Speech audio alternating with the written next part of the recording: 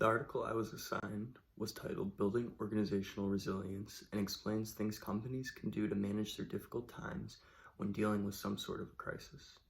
Building organizational resilience can be done by using three broad approaches identified by researchers that can in time help with an organization and even help prevent losses in an event of a future crisis. The first approach is establishing organizational routines by planning the future problems and developing a routine for exactly what actions a company should take if these issues are to arise. Planning ahead for these issues now will save you both time and money compared to waiting for them to happen. The second approach involves providing simple rules that the organization can follow that will clearly explain how to manage and move forward in certain situations. These simple rules should limit mistakes being made within the organization when difficult times arise. The third approach, finally, is improvisation. Obviously, planning for future problems or major crises would be the way to go, but not everything can be predicted. For example, the gravity of the COVID-19 pandemic could never have been predicted, and companies used improvisation in relocating their employees from the office to their homes. Doing something that's never been done before is sometimes the only option.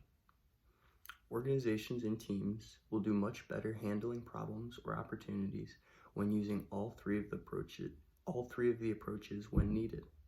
The article states, fluency in all three of the modes can improve performance and enhance resilience under any circumstances. We will see these approaches and how they can apply to just about anything, as the article takes us through different situations where establishing organizational routines, simple rules, and smart improvisation helped out greatly.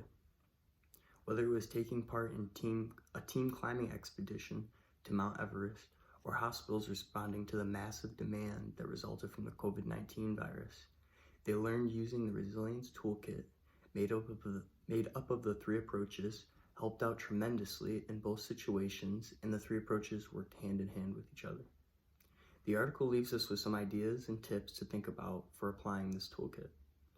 1. Analyze which tools you use to get different chunks of work done.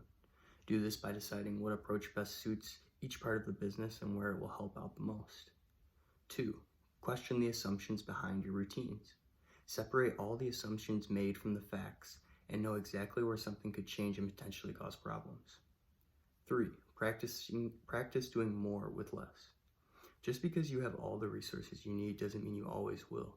Practice using less resources to better plan and manage a situation like that in the future. 4. Deepen your knowledge of how your work fits into the whole.